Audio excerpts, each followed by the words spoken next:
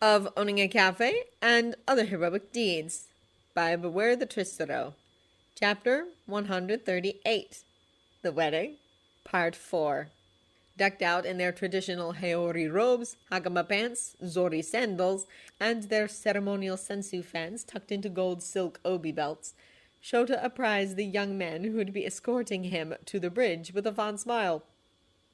Y'all look wonderful. So do you, Shoni. And I love this furry pom-pom thing. It's super soft. I know. Also, Hiroji-san, what's it called again? It's called a himo. Ain't it good? Now, just hold still a little longer for me while I make a bow in your Hagama ties, alright? Seeing his group of attendants so thoroughly daubed in their finery was incredible, and as he accepted the fragrant vanilla flower that Tamaki had manifested for him with a pleased smile, he couldn't have felt more. Oh, Thomas-senpai, can I have one too? Here, hey, Shoni, let me tuck it into your F-bun for you. Oh, that looks really great. Excited! Okay, people, let's get moving. It's 13:30, which means we have 20 minutes to get ourselves to the bridge. So come on, let's hustle and get to those minibuses. Hey, Mario-kun, you sounded just like Toshichi and Miraichi, you know.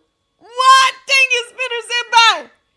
Then he and his entourage, made up of virtually all of the study group, Spinner, Dabi, Azuhiro, and the police force, Tomura, Hitoshi, Nato, Izuku, Katsuki, and Shoto were with Toshinori and his groomsmen, made their way into the corridor where a veritable flock of glamour and beauty was waiting for them. Oh, Shouta, you look... I know, I'm already crying. You're super cool. Me too, babe. Ryuko-chan, Mitsuki-senpai, please keep pinning our faces up for us. Oh, girls, don't. Or I'll start. Oh! Ian-chan, your makeup. Quick, get one of those packs of tissues we put in your sleeves. Thank you, Ray-chan. The women were truly a sight to behold in their multi-patterned, multicolored true silk kimonos, weren't they? Look at how cute you are, kiddos. Come here, I want a selfie with every one of you. Oh my gosh, Rumini! I didn't think you could look any prettier than you normally do. My Denki-chan, if I didn't like your back so much, I'd have tapped you right out from under them. Their hair was artfully coiffed into gorgeous, more traditional styles, dotted with jeweled sprinkled ornaments, and as they crowded around him, Dabi, that family crest you've designed for a cat bed looks real good, you know? Yeah? Thanks. Spinner's laser cutter did the trick too, didn't it? I'm just glad I didn't wreck the fabric so... Oh, are you blushing? Mine, you are? That's so cute. Shut up, Featherhead! Oh, come on. There's nothing wrong with loving your dad and making some nice for him, Dabi-chan. Don't make me burn you and ruin a special day, you wind troll. I mean it. He couldn't have asked for a better way to be brought to his husband. Seeing, keeping his eye on the clock, Shigaraki demurely wandered around the yard for his afternoon exercise. Ah, human rights. Such marvelous things. You know, He mused, his feet only a step or two behind Enji, the towering fool unable to escape him, since they had to stroll at a set pace their every move watched. this place really isn't so bad. He mused lightly, his eyes sharpening perceptibly. Things, of course, can always become worse. I've told you to stop talking to me. And I've told you that you're much too fun to play with. He countered with a chuckle. Those ridiculous shoulders of yours are so tense that you could smash through a wall with them. He furthered through a titter. However do you manage any kind of nobility with them all bunched up like that? I'll report you to the gods for harassment. Oh? And have both of us carted off to ourselves? Why, Todoroki-sama, perish the thought! He grinned, his smirk becoming darker. You do so adore this modicum of freedom, don't you? Why, I believe I've heard you screaming in your lodgings all the way from your door to mine. Is that not so? He hummed conversationally. Could it be that you're afraid of the dark? Or perhaps it's what lurks in the dark that has you in this frightened, Oh, ow! The overgrown hothead didn't like that, did he? You know nothing. Really? Why, Enji-kun, I think you'd be surprised by what I know. Everything was going according to plan. Of all the days that Yagi Toshinori felt grateful to be alive! Here they come. Oboro-san, could we get a little more cloud cover over here, please? The officiant says we're all good to start. Hizashi-san, is the music ready? Okay! You know it, Mirai-senpai! This was one of the best! The verdant forest ensconcing them was heavy with the scent of burgeoning flowers, which played wonderfully with the fresh crispness of the river tumbling over the very smooth stones and angular boulders beneath them before it cascaded quite magically over the rocky outcrop, whilst overhead a cacophony of birds chirped, swooped, and called as his soon-to-be husband's wedding party wandered towards him and his own, their phone shooting photos and videos, whilst Tokada Taneo, his arms bare, ambled around them all with a pleased smile gracing his features. I've just got off the phone with the Shinto shrine we're walking to after. The paperwork is prepared, and the priest has your blessings ready too. Thank you, Namasa-kun. And now, under a flawless azure sky, he and the love of his life were going to confess their feelings to each other and make promises of fidelity before their assembled family and friends. It was a shame, really, that so many shrines were still so conservative when it came to same-sex marriages. But, as the music started up over the muted roar of the water below them, Oh, we're wearing gold Haiori with black belts, and they're wearing black Haiori with gold obi. Well, Dad, I didn't think you had that much fashion sense, you know, with how loud your hero suits are. Needle-kun!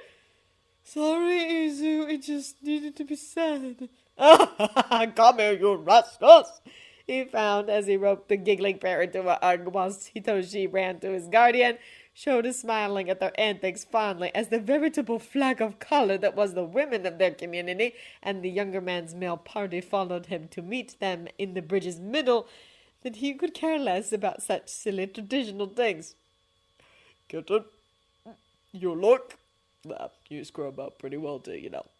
Blushing in a way that only his partner could deduce, Toshinori kissed the fluffy crowns of the boys he held before placing their sandaled feet upon the wooden panels of the structure that would witness the combining of their lives in a way that he dreamed about for months. I thought I smelled something sweeter than usual. He grinned, his lover's left hand ensconced in his right as they walked towards the serenely smiling officiant, her robes wafting the rich oranges and ambers luminous in the breeze, whilst he continued to appraise his soon-to-be husband. A gift from Tabaki-kun, I take it. He's made a bunch of miniature sunflowers for you as well. The raven-haired beauty returned gently, the smile he wore possibly one of the most beautiful things he'd ever seen. I hear that you also had some bulldozer-shaped confetti in your gift from our 4 wards. Is that right? They certainly are creative, aren't they? He gushed as they stood before their officiant, each of them bowing in turn as Mirai, who dutifully held the rings for them, made to stand at his left with everyone else crowding behind them in clusters of love and support. Mind you know, Shouta, should I ever hurt you intentionally or otherwise, I'd happily lie down and let them do their worst. Idiot. He heard the eraser quirk user huff. Don't you know by now? He asked, those wonderfully talented fingers gripping his tightly. Bulldozers aside, we all love you. So put that self-sacrificing nonsense to one side, okay? He huffed, his eyes rolling in humor-coated exasperation. We're a family now. In a way we have been from the start. And sure, we'll bounce off each other from time to time. We'll say stupid things, but at the end of the day, what we have is far stronger than any spat, isn't it? He grinned. And besides, I'm pretty sure you'd do far more damage to a bulldozer than what it could do to you. Yes! He chortled, the sounds of Hyakenun no koi flitting around them. Yes, I think you're right. Stood before the officiant, the sun's heat less oppressive thanks to Oboro and Ray releasing chilled clouds to dreamily drift about them all. Shouta turned to face his lover, their hands clasped as the reverend woman produced and showed off the ceremonial cord. To our honored guests and family, I thank you for gathering here today to bear witness as Yagi Toshinori-sama and Aizawa Shouta-sama conjoin their households, lives, and souls in a union before us, the spirits of their ancestors, and those gathered in these ancient woodlands. The same ceremonial cord that was made from threads, ribbons, braids, and little charms that their community had picked out, each color and trinket representative of them and the goodwill they wished upon their marriage, her purposefully shaved head bowing as she raised it for all to see. Herein lies the combined hopes and dreams that you, those precious to this committed couple, have sewn together, and, as I tie this blessed string of fate around Toshinori-sama's right wrist, I call upon him to recite his marital vows whilst the ring-bearer stands before me. Sasaki-san, please hold out Shouta-sama's ring for his husband to take. Looking up into those two blue eyes, the neon of power he held glinting mystically as they regarded each other, the eatery owner found that everyone and everything else simply blurred around the edges. You may place it upon his finger after you've said your piece, Toshinori-sama. How could he still be blushing? Shouldn't he be over such things by now? Shouta-kun, from the first instance we met, you captivated me completely. And I was bungling my way through just another morning with my usual pomp and ceremony when I skidded into a situation that had been entirely handled by one of the most instantly mesmerizing people I'd ever seen, let alone spoken to. You make me want to be a better person. You shine a light on even my darkest moments with a calm, cool rationalization that I sorely lack. You help me to see sense and reason in a world that I'd estranged myself from. You revived me. You've given me a home and family, two things that I'd so desperately wanted, but didn't dare to hope for, let alone have. Shit. You're the first thought on my mind when I wake, and my last thought before sleep. Sleep that I've never found so peaceful until you started resting with me in my arms. His eyes were tearing. He was pretty sure he could hear Inko, Izuku, Tomoko, and Nomori all blubbing as well, their hands no doubt being filled with tissues thanks to the others, and absently he was pretty sure Jin, Chizome, and Spinner were crying too. Such good people! Sometimes I can't fathom how someone like you could love someone like me, and as unworthy as I am. Oi, I swear to you on this day, and every day we spend together for the rest of our lives, that I will honor, cherish, and adore you. Smiling as the other moved to swipe his tears away, he then presented him with his wedding ring and slipped it onto his finger amid a flutter of coos from their friends. Again, they'd gone for simple bands made from an alloy which looked like gold from the outside, but was heat-resistant and harder than high-tensile steel. This meant that All Might could wear his during battles, and he didn't need to worry about it in the kitchen, especially since his lover had sneaked him a thin-chained necklace in the same alloy that he could place his engagement and matrimonial bands onto whilst he was cooking, keeping them safe and resting close to his heart. That big adorable goofball! Now I'd like to invite Shouta-sama to say his vows. Sasaki-san, if you would. Turning to Mirai, he gladly took his partner's ring and held it. The light glinting off of it was beautiful. Toshinori, Toshi, I'll be the first to say that this was never something I'd envisioned myself having. When we first met, I'd never even dated anyone, let alone opened up my mind and heart to the idea of something beyond that. But you showed me what I've been missing, and I'm eternally glad that you did. God, he could stare into those eyes forever, couldn't he? Knowing that I get to spend the rest of my life with you is a blessing that I'll never take for granted, and as we continue to grow in our love, as our family and community continue to thrive, I couldn't ask for a better person to stand at my side. I couldn't hope for a better partner to hold my hand, and I couldn't wish for a better life than the one that we're creating together. Shouta-kun, thank you for loving me. He offered, the sound of further teary gushes sounding behind them as he slipped the band onto his lover's, his husband's, finger. I swear to you on this day, and every day we spend together for the rest of our lives, that I will honor, cherish, and adore you. Listening to the cheers of their son, Ward's and community, the number one pro himself was struggling not to just whip the other man up and kiss him senseless! Gentlemen, please keep your hands as they are, thank you. Now, as we lace the cord tied to Toshinori's wrist across, around, and over your interwoven fingers, we're symbolizing how your lives are being threaded together with bonds both physical and spiritual. This pattern, like your married lives together, ebbs, flows, and smooths across the contours of your flesh. May this remind you that your love, as this cord, is flexible and can adhere across any situations you might face. To hear his precious person's words, to see his face, to feel his skin smoothed against his own. The knotting of this fabric, so lovingly composed about Shouta-sama's wrist, solidifies the ritual, and before this congregation of witnesses, it is my sincerest pleasure to pronounce that you are married. You are free to kiss if you would. Never mind. Have at it then. Leaning down eagerly to meet the lips of his most precious person, the veritable flood of petals and confetti being released, a fine backdrop to the cheers and whoops of their family and friends, Toshinori knew that there would be no other moment in his life that would rival this. Congratulations! Wow! Give it some time! Oh, tissues! We did more tissues over here! Mrs. Sama, are you crying too? Ma, Sansuku, I feel your eyes are wetter than mine. Kenji-san, oh, come here, you big a police chief something here. I'm fine, thank you, Atsuhiro-san. I just have pollen in my eyes.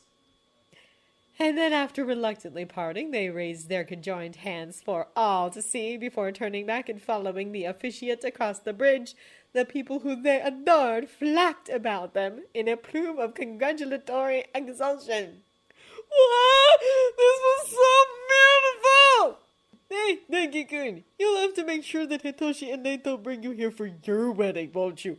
Oh my gosh, Natsuo-senpai, that's a great idea! Oh, everyone, we'll all have to get hitched here, you know? It can be a Lingo Cafe tradition passed down through the ages. Oh, logistically, that might not be possible. Ma, relax, Shoto-chan. There's no harm in dreaming about such things, kiddo. Then, as they reached the end of the bridge, he shared a look with his husband. Oh, Fuyumi-chan, thank you for packing those extra tissues in your opi for me. You're very welcome, Ino-san. Oh no, I've never seen someone cry like that before. Are you and Izuku all right? Bill blinked at him, brows rising. Toshi, may I please? All right, if it'll make it happen. Whoa! Before he scooped him up into his arms. Ah! Way to go, Teacher! That's amazing! Oh, I remember when we were that in love, don't you, Rio? We are still that in love, my darling. Isn't that right, Otako-chan? That's right, Dad. Ad carried him, his arms holding him close whilst they shared another kiss and ambled their way towards the Shinto shrine whose Kanushi priest would make their union legal, their wards crowding around them. The pair of you are setting the bar pretty high here, you know. Nah, Nami, you don't have to do anything this elaborate for me when we get married. You have to do more. What? You better start saving all your yen now, Nissan. Yes, Homeroni deserves the best, and since you keep threatening Toshiji with bulldozers, we as your younger brothers are gonna have to think of something just as suitable to keep you in line. Don't see, they don't. No. I mean, come on, guys. There's no need to get carried away, you know? Into the lush forest brimming with life, laughter, and talks of a future he couldn't wait to enjoy.